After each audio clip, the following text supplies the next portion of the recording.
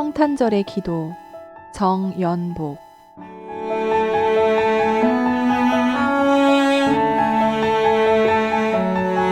사랑을 위해 하늘에서 내려오는 착하고 아름다운 아기 예수여, 지금 나의 몸 죄로 붉게 물들어 있고 지금 나의 가슴 사랑의 샘이 메말랐으니 가엾이 여겨 한시 바삐 나를 찾아오소서. 나의 마음 속에 들어오셔서 떠나지 마소서. 나의 가슴 속에서 날마다 사랑의 신으로 태어나소서. 내 생의 하루하루가 성탄절이 되게 하소서. 성탄은 성인이나 임금의 탄생을 뜻합니다. 기독교에서는 예수 그리스도를 성인 혹은 왕으로 여기기에 아기 예수가 태어난 날을 성탄절이라 부릅니다. 시인은 아기 예수가 실제 이 땅에 탄생한 날만을 성탄절로 부르지 않습니다. 예수님은 사랑이 고픈 모든 이들의 마음속에 언제든 사랑의 신으로 태어나십니다. 그래서 사랑의 마음을 꽃피우는 모든 날을 성탄절이라 말할 수 있는 겁니다. 그런데 성이란 단어에는 거룩함이라는 뜻도 담겨 있습니다. 따라서 성탄의 의미는 얼마든지 확장이 가능합니다. 하나님을 믿는 우리는 인간이 하나님 앞에서 거룩하고 존귀한 존재임을 믿습니다. 존귀한 생명을 지니고 세상에 첫 울음을 내뱉는 아기는 그 자체로 거룩한 존재입니다. 그렇기에 연약한 생명이 세상의 빛을 본 날 역시 성탄절이라 부를 수 있습니다. 우리가 만나는 모든 이들의 첫날은 그렇게 거룩한 존재가 태어난 날 성탄절이었습니다. 올겨울 성탄의 의미를 묵상하며 날마다 우리의 마음속에 사랑의 신으로 태어나는 예수님으로 인해 하루하루가 성탄절이 되길 소망합니다.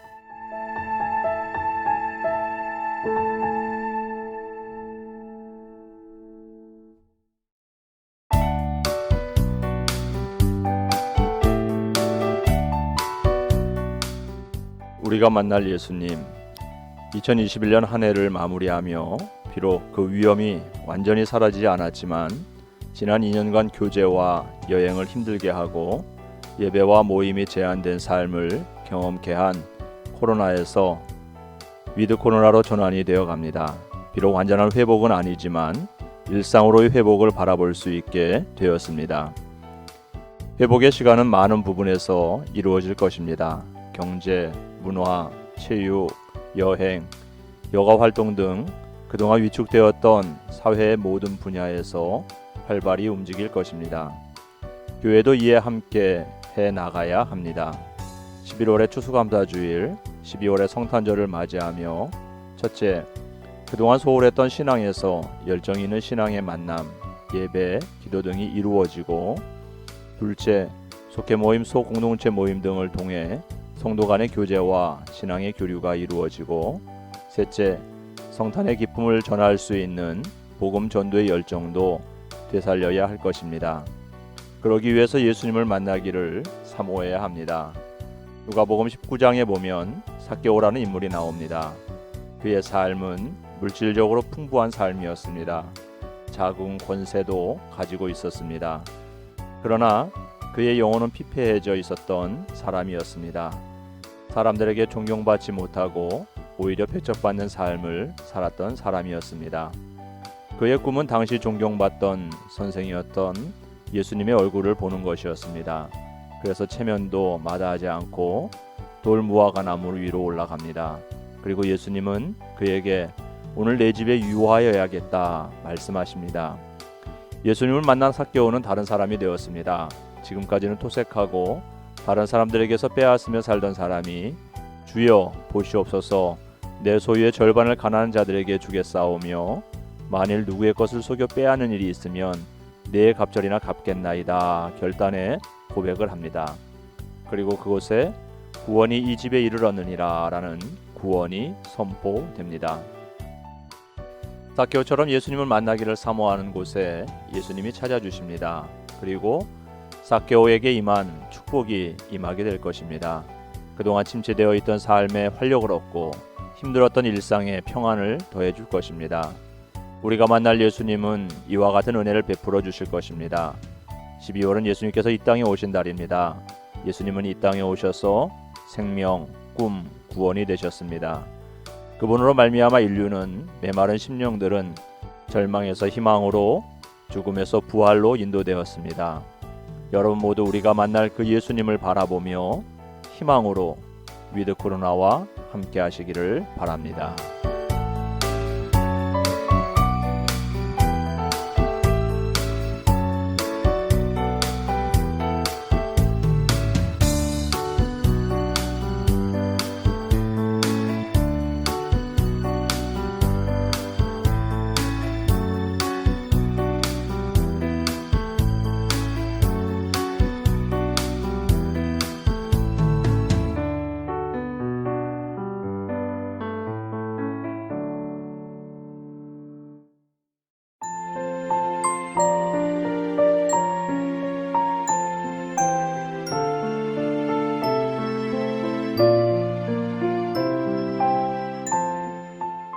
성탄절이 기다려지는 이유, 교회의 문을 폐쇄해야 합니다 라고 조금 거칠게 당연하듯 말하는 직장 동료의 모습을 잠시 침묵 속에 바라보다 왜 그런 말을 하는지, 왜 다른 일상들과 형평성을 잃고 말하는지 언쟁을 벌이려다 그만두고 말았다. 예수님은 교회에만 계시는 것이 아니잖아요 라는 그 다음의 말에 더 이상의 대화를 이어가지 못한 채 많은 생각을 하게 되었다. 질문인지 아니면 스스로 확신하듯 던지는 말인지는 모르겠지만 그의 말은 예수님을 믿지 않는 사람이든 예수님을 믿는 사람이든 공감할 수 있거나 각자의 신념에 따라 저마다의 정답을 가질 수 있기 때문이다. 비대면 예배라는 신조어가 생겨나고 온라인 예배, 영상 예배, 현장 예배 등 사회에서 교회 예배에 대한 표현도 다양하게 쓰이고 있다. 과학기술과 정보통신의 발전은 예전엔 상상하지도 못했던 많은 일을 가능하게 했다. 인터넷을 통해 TV와 유튜브 등으로 가정에서 또는 개인의 노트북, 휴대폰으로 어디서든 온라인에 접속하여 실시간 영상으로 예배를 드릴 수 있고 목사님의 말씀을 들을 수 있다. 우리 교회뿐 아니라 다른 교회의 예배 영상을 볼 수 있으며 다른 목사님들의 말씀을 들을 수도 있다. 코로나19 바이러스로 인해 우리들의 신앙생활은 더욱 편리해지고 다양한 프로그램과 말씀들을 쉽게 접하게 됐지만 우리는 더욱 성숙한 신앙인이 되었을까? 유튜브를 통해 정제 없이 공개된 정부 정책 대응 관련 대형교회 목회자들의 갈등과 여과 없이 쏟아지는 신앙 상담들, 이념과 교단에 따라 분열되어가는 교회와 관련 단체, 성도들, 그리고 기독교 이단, 사이비 종교단체들의 폭넓은 사회활동과 적극적인 선교활동 등은 다시 광야에서 회개하라 천국이 가까웠느니라 라고 외치는 선지자 세례 요한의 등장이 절실하게 필요한 혼돈의 시대에 우리가 살고 있는지도 모른다고 생각하게 만든다. 코로나19로 인해 우리의 삶이 빛을 잃은 채 어두움과 그늘 속에서 걱정과 근심, 두려움과 불안으로 지내는 동안 우리의 모습은 분열과 갈등, 미움, 다툼, 시기 정죄함 등 죄악으로 서로 불신하고 대립하고 있다. 어쩌면 그런 의미에서 여느 때보다도 우리에게 성탄절이 더욱 간절히 기다려지는 이유가 되는 것 같다. 2000년 전에 베들레헴 마구간 구유에서 탄생하신 예수님은 인류의 죄를 대속하고 구원하기 위해 높은 하늘 보좌를 버리시고 낮고 천한 이 세상에 오셨다. 우리는 하나님이 세상을 사랑하사 독생자 예수를 주셨으니 누구든지 그를 믿으면 멸망하지 않고 영생을 얻는다는 성경의 귀한 말씀을 마음으로 새기며 빛으로 오실 아기 예수를 기다리며 경배와 찬양으로 기쁨으로 맞이해야 한다. 섬김을 받으러 온 것이 아니라 섬기러 왔으며 많은 사람을 구원하기 위해 목숨을 내주러 왔다는 예수님의 사랑과 희생, 그리고 낮아지심과 겸손함을 기억하며 교회와 성도들은 성탄절을 기다리며 눈물로 회개해야 한다. 주일 아침 일배배를 마치며 교회 문 앞에서 인사를 드릴 때마다 팔순의 노 권사님은 담임 목사님과 사모님께 인사를 드리며 우리 목사님 최고, 우리 목사님 말씀이 최고 라고 웃으며 손을 흔드시는데 그 모습을 볼 때마다 은혜를 받게 된다. 건강한 교회에는 진정한 교제가 있고 참된 예배가 있으며 깊은 기도가 있다.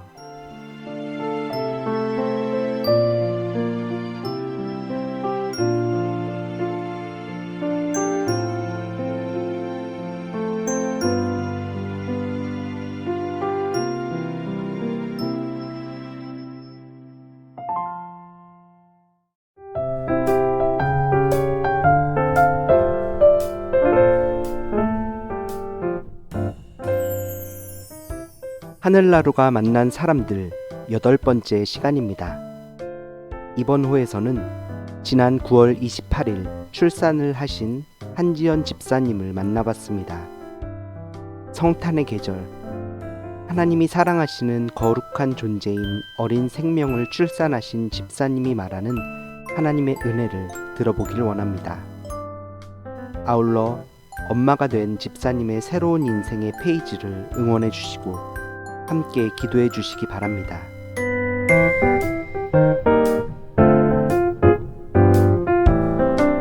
안녕하세요. 출산을 축하드립니다. 아기의 이름이 무엇인가요? 이름에 담긴 의미도 궁금합니다. 아기의 이름은 이민준이에요. 이름을 정하기 전에 어떤 이름으로 해야 할지 고민이 많았어요. 이런저런 이름을 생각하다가 저희 부부가 생각해둔 이름과 지인들로부터 추천받은 이름 중에 부르기 편하고 어감이 좋은 이름을 선택하게 되었어요. 한자로는 활악할 민에 준걸준을 사용하는 이름인데 따뜻하고 재주가 뛰어나다라는 뜻이 담겨 있어요. 아이가 건강하게 자라고 이름에 담긴 뜻대로 성장하길 소망할 따름입니다. 첫 출산을 하신 소감은 어떠신가요? 신기했어요. 이렇게 작고 귀여운 아이가 제 뱃속에 있다가 나왔다는 게. 태어난 아이를 보면 볼수록 너무 예쁘더라고요. 아, 이래서 아이를 낳는구나 라는 생각이 절로 들었어요. 아기가 태어나기 전에는 걱정도 많았어요. 출산을 힘들게 한 분들의 이야기도 있었고 통증이 심하다는 말도 있어서 두려움이 컸어요. 하지만 진통제 맞으니 제가 걱정했던 것보단 견딜만 했어요. 다만 척추 마취하고 무서워서 재워달라고 해서 아이가 나오는 순간을 못 보게 된 게 아쉬움이 남네요. 태명이 있다면 무엇인가요? 그 뜻과 그렇게 정한 이유는 무엇인가요? 태명은 소중이에요. 올해가 신축년 소띠해라서 소로 시작하는 태명으로 지어볼까 생각했어요. 그러다 아기가 생긴 사실도 소중하고 뱃속에서 건강하게 자라고 있는 아이도 소중해서 소중이라고 지었습니다. 태몽을 꾸신 게 있다면 소개해 주세요.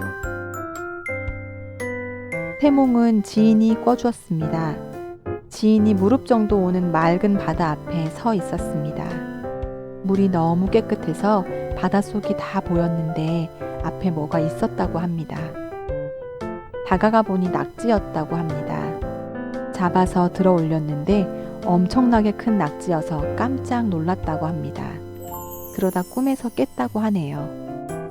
속설엔 큰 낙지를 잡는 꿈은 예상치 못하게 많은 돈을 얻게 되는 꿈이고 맨손으로 낙지를 잡는 꿈은 하는 일이 모두 잘 풀리게 되는 꿈이라고 하는데 기분 좋은 해석이네요. 출산하기 전 아이를 위한 기도 제목이 무엇이었나요?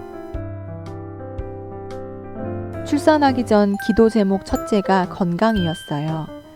아이가 아프지 않고 건강하게 태어났으면 하는 마음이 가장 컸어요. 물론 저도 건강하게 출산하게 해달라고 기도했어요. 다음으로는 아이가 현명하게 자랐으면 하는 마음이 컸어요. 살아가면서 무슨 일이든 지혜롭게 하나님을 의지하는 아이가 되면 좋겠다는 마음이었어요. 그리고 아이가 믿음의 자녀로 자라게 해달라고 기도했어요. 늘 하나님을 의지하며 믿음으로 살아가는 아이가 되게 해달라고 기도했어요. 출산 후 아이를 위한 기도 제목은 무엇인가요? 출산 후에도 아이를 위한 가장 큰 기도 제목은 건강이에요. 아프지 않고 건강하게 자라줬으면 하는 마음이 가장 큰 건 모든 부모가 가지고 있는 마음 같아요. 그런데 요즘 아이가 태열이 심해서 피부랑 두피가 엉망이네요. 아기 피부가 다시 괜찮아져서 깨끗한 살결로 회복되었으면 하는 게 요즘 제 기도 제목이에요. 이제 한 아이의 엄마가 되셨는데 엄마가 되신 소감도 궁금합니다. 엄마가 되니 책임감의 무게가 생겼습니다. 내가 잘 키울 수 있을까?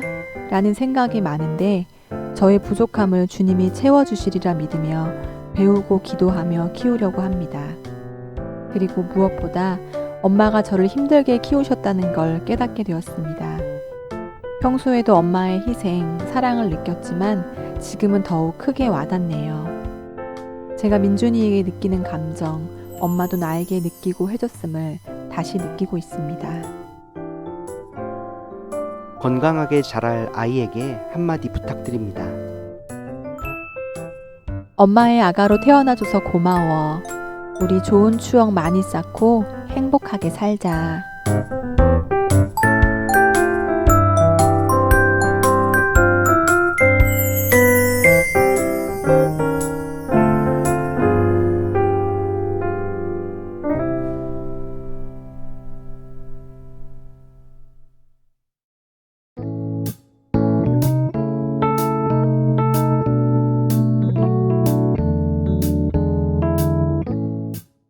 그러므로 너희는 가서 모든 민족을 제자로 삼아 아버지와 아들과 성령의 이름으로 세례를 베풀고 내가 너희에게 분부한 모든 것을 가르쳐 지키게 하라.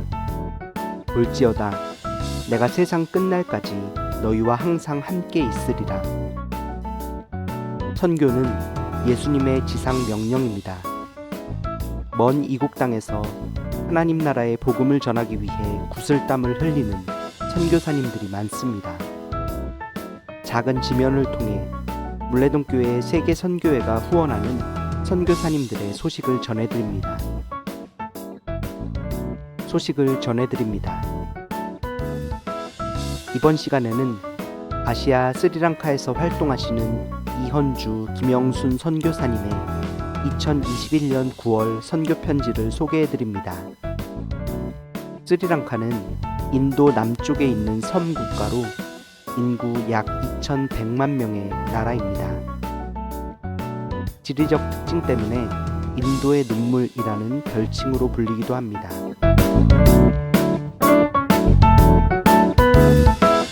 지원금, 지원 물품.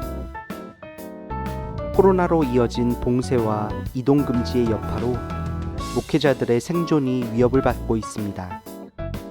그래서 꾸르네걸러 교회들과 YWAM 캔디지부 사역자들, 아는 목회자들에게 재난지원금을 4차례에 걸쳐서 지원했습니다. 한 가정에 5,000 루피씩 총 281가정에 도움을 줄 수 있었습니다. 또한 꾸르네걸러 7개 교회의 과부 70여 가정에 식량과 생필품을 전달했습니다. 이 어려운 시기에 고통받는 형제 자매들과 함께할 수 있어서 감사할 뿐입니다. 코로나로 생계를 위협받는 성도들이 너무 많습니다. 아들 하원이의 대학 진학과 한국 입국. 이현주 선교사는 지난 7월 13일에 하원이와 함께 한국에 잠시 방문했습니다. 하원이의 대학 진학과 한국 정착을 돕기 위해서입니다. 하원이가 대학 원서를 접수해서 최종 건국대와 한동대에 합격했습니다.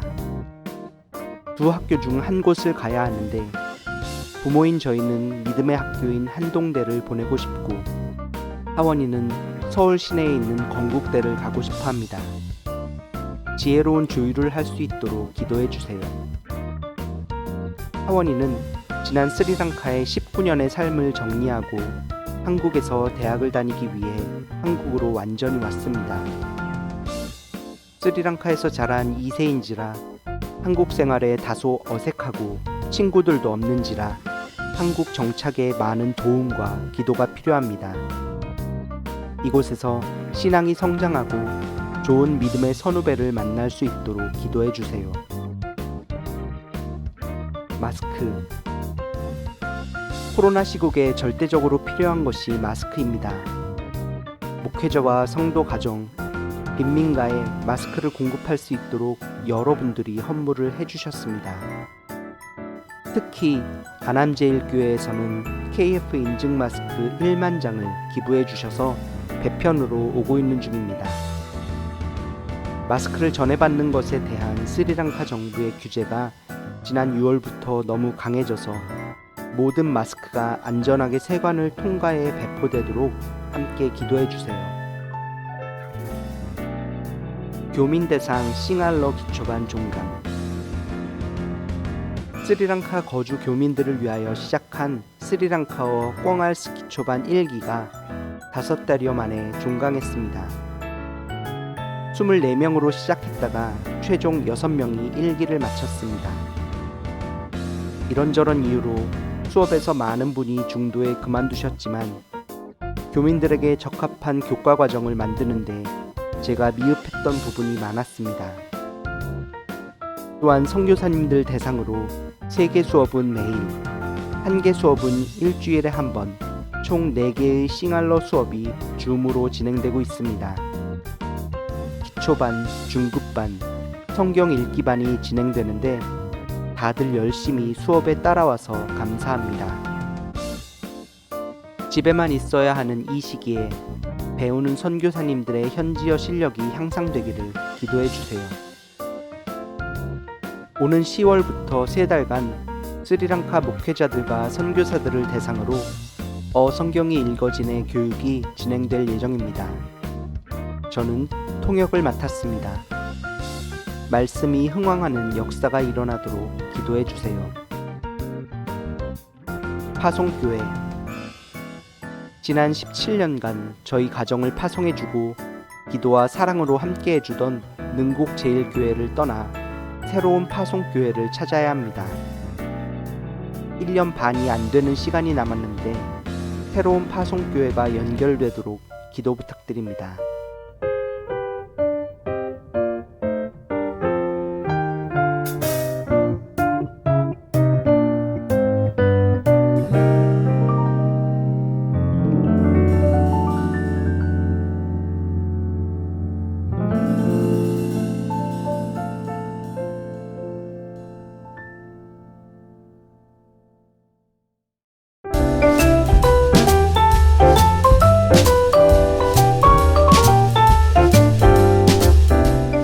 사부 예배, 찬양 예배. 길었던 코로나라는 터널 끝의 빛이 조금씩 가까이 다가오고 있습니다.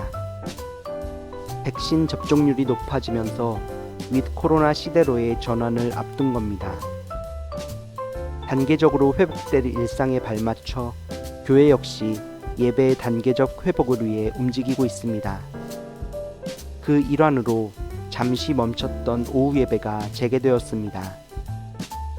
지난 8월 1일부터 사부 예배란 이름으로 함께 모이기 시작했고 10월 10일부터 사부 찬양 예배로 모이고 있습니다.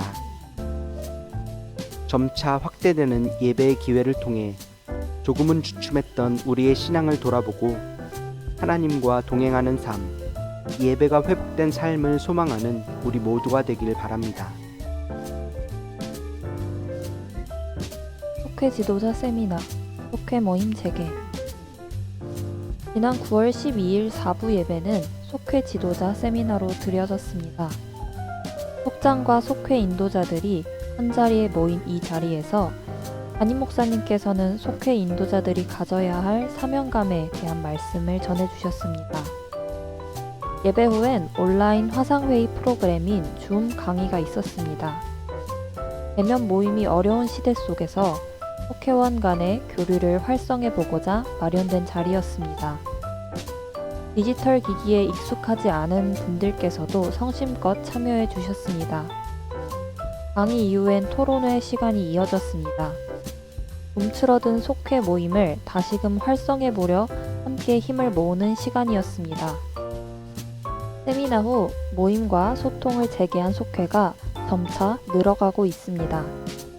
단절된 관계의 끈을 회복함으로 하나님 안에서 건강한 공동체를 이뤄가는 우리가 되길 소망합니다. 가을 신방. 지난 9월 14일부터 가을 신방이 진행됐습니다. 코로나로 인해 공동체 모임이 위축된 지 2년 가까이 되어 갑니다. 모두가 힘을 모아 어려운 시기를 견딘 덕에 긴 터널 끝에 빛이 조금씩 보이기 시작합니다. 코로나 백신 접종 완료자가 늘어가고 윗 코로나로의 전환을 앞둔 이때 교회도 신앙생활의 회복, 모임의 회복, 성도 간 교제의 회복을 단계적으로 준비하고 있습니다. 그 일환으로 가을 신방을 진행했습니다.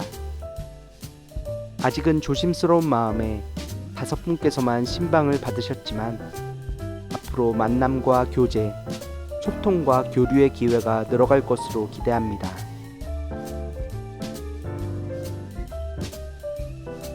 유치부, 아동부. 아동부는 9, 10월 동안 날씨가 좋은 날, 일상생활을 통제하고 있는 컨디션이 좋은 날 번개팅을 했습니다.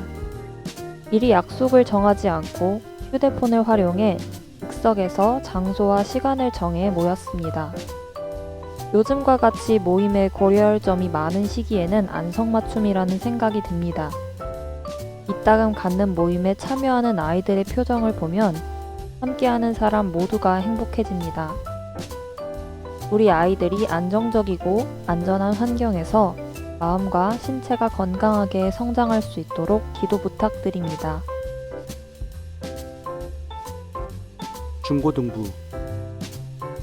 가을과 함께 2학기가 시작되었습니다.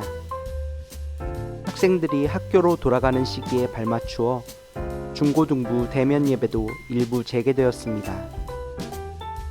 오랫동안 만나지 못했던 친구들의 근황도 확인하며 예배 속에 점점 활력이 더해지고 있습니다. 또한 성경 공부와 같은 소그룹 활동을 통해 더욱 깊은 고백의 장으로 나아가고 있습니다. 곧 수능이 다가옵니다. 고3 학생들이 지난 시간 동안 노력한 결실을 얻을 수 있도록 기도해 주시길 바랍니다. 나아가 중고등부의 모든 학생의 몸과 마음과 신앙이 성장하여 열매 맺을 수 있도록 함께 해주시기를 바랍니다. 청년부. 청년부에서는 지난 9월 18, 25일, 10월 2일 3주간 교회의 70세 이상 어르신들을 모시고 기억사진을 찍어드렸습니다. 어르신들의 가장 눈부신 오늘을 기억해드리고자 마련한 자리에 22분께서 참여해 주셨습니다. 곱게 치장하고 신중히 고른 옷을 입으신 어르신들의 얼굴에는 세월의 흔적 아래에 숨겨져 있던 순수하고 맑은 영혼이 드러났습니다. 또한 다음 세대를 향한 덕담을 기록해 청년들과 나누기도 했습니다. 젊은 세대의 뿌리가 되는 세대, 젊은이들에게 생명을 주고 그들이 성장하도록 지탱해 주신 세대, 신앙의 선배 되시는 어르신들을 기억하며 감사하고 작게나마 그분들의 사랑과 은혜에 보답하는 뜻깊은 시간이었습니다. 앞으로도 물레동교회가 어르신부터 아이까지 전 세대가 하나 되어 아름다운 공동체를 이루어갈 수 있기를 기도해 주시기 바랍니다.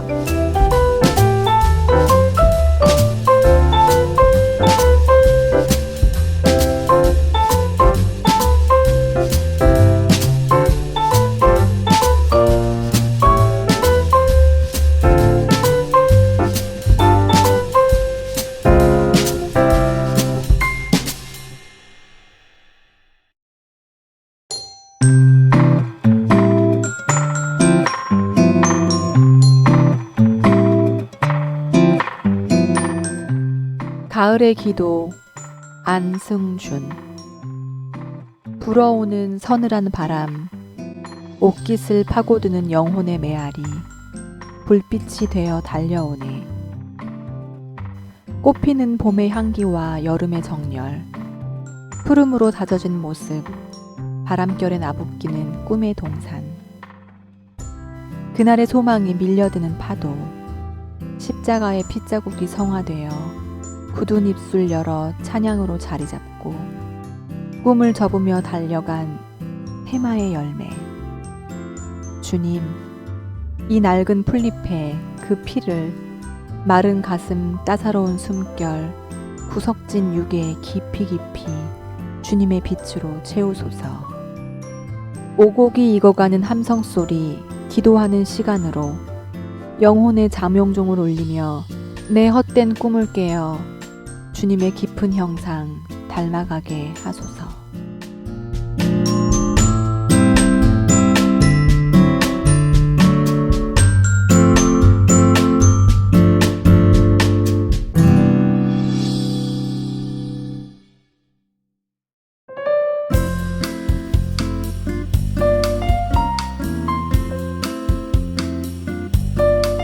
예배란 무엇인가? 최주은 지음. 예배란 무엇일까? 우리가 단순하게 예배라고 번역하는 레이투르기아에는 어떤 뜻이 담겨 있을까? 예배의 주체는 누구일까? 예배는 우리가 하나님께 바치는 걸까? 하나님이 우리를 위해 일하시는 은총의 사건일까? 마음 맞는 사람들 몇몇이 모여 진지하게 옛날 이야기하고 같이 밥 나누어 먹고 서로 다독이며 미래를 도모하던 초기 그리스도인들의 모임이 어쩌다 제국의 종교가 되었고 제국화의 길을 걸으며 기독교 예배는 어떻게 변모했을까? 한때 예배의 구경꾼으로 전락했던 일반 신자들이 다시 예배의 참여자가 된 계기는 무엇이고 그 과정은 어떠했을까? 예배에 관한 가장 기본적인 질문에서 시작하여 예배의 개념과 정의를 살피고 예배의 역사를 추적함으로 주일 예배 순서의 유래와 의미, 거기에 담긴 신학을 하나하나 설명한다. 모든 교회는 각자의 교회론에 기초한 예배의 틀을 가지고 있다. 그 예배가 곧 그들에게 정통이다. 그 모습을 귀히 여기고 자신의 교회론을 예배에 담아내는 작업이 꼭 필요하다라는 저자의 주장은 각자가 속한 교회의 뿌리가 어디서 비롯되었는지, 자기가 속한 교회와 예배의 토대가 무엇인지 이해하고 설명하려는 노력이 얼마나 가치 있는 일인지를 보여준다. 이름 속에 담긴 인생들의 이야기. 유원규, 마광석 지음. 이름 속에 담긴 인생들의 이야기는 예수 그리스도의 사랑과 구원 계획, 이른바 구속사적 관점에서 본 인물 해설집이라고 말할 수 있다. 예수 그리스도의 사랑과 구원 계획이라는 큰 그림 위에 하나의 사안에 더 주력했는데, 성경에 등장하는 인물들이 모두 오늘날 우리의 모습을 반영하고 있다는 사실과 우리에게 건네는 아이 메시지란 관점을 가미한 것이다.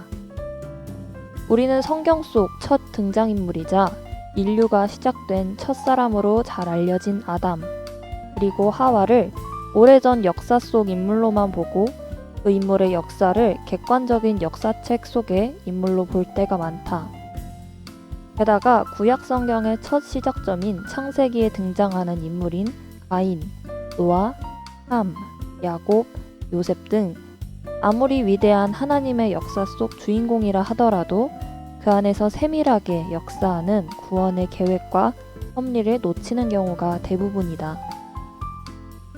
이에 본 책은 역사적으로는 비록 몇천 년 전 인물이지만 예수 그리스도의 구원 계획의 관점에서는 오늘날 우리에게 직접 역사하는 한 복음의 펼침이라는 것에 초점을 두고 성경의 인물들을 살펴보고자 했다. 그 중에 중요한 것은 하나님의 구원과 사랑은 삶의 일부분에만 해당하는 게 아니라 우리의 인생 전체에서 드러나는 하나님과의 만남이며 또 하나님 사랑을 우리 인생 속에 찾아내는 기쁨의 발견이다. 그런 맥락에서 성경에 기록된 인물에게 일어난 사건과 인물들의 선택, 그리고 인물에게 개입하시는 하나님의 계획을 들여다보는 데 집중했다.